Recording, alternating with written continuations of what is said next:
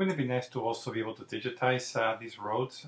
We can also do that. I can go back with the GPS and drive around here and collect the roads that I'm driving on, so using the tracking functionality. So I have created a GPX and I already imported it and so on, so I can just open that file right now, and that's this one right here. And let's make that road stand out a little bit more. So I'll go to symbology, make this red or something so that it stands out more. Strawberry, sure. And make it wider line. So now we can see it a little bit better.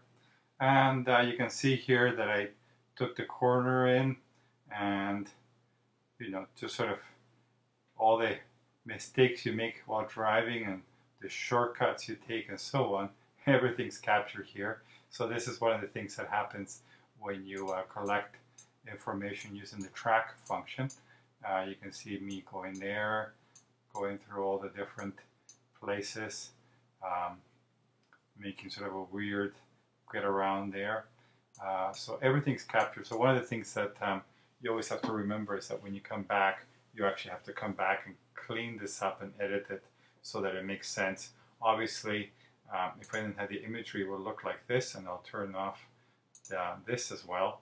And you can more or less figure out what's going on here, and if you take some pictures along the way to remember and so forth, you would then know what's going on. Here we would have the houses, and if I capture this house right here, you can see, okay, these are the different roadways to the different houses. So I would probably put a center line right through the center here, and likewise have roads going through the middle part of all these things right here.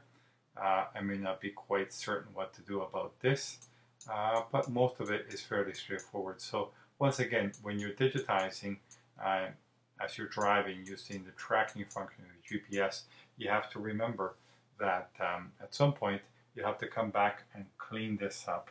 We will be looking at cleaning up data soon enough here, but I just wanted to give you a sense of what the GPS captures, and if this may not be quite ready for prime time, if you will.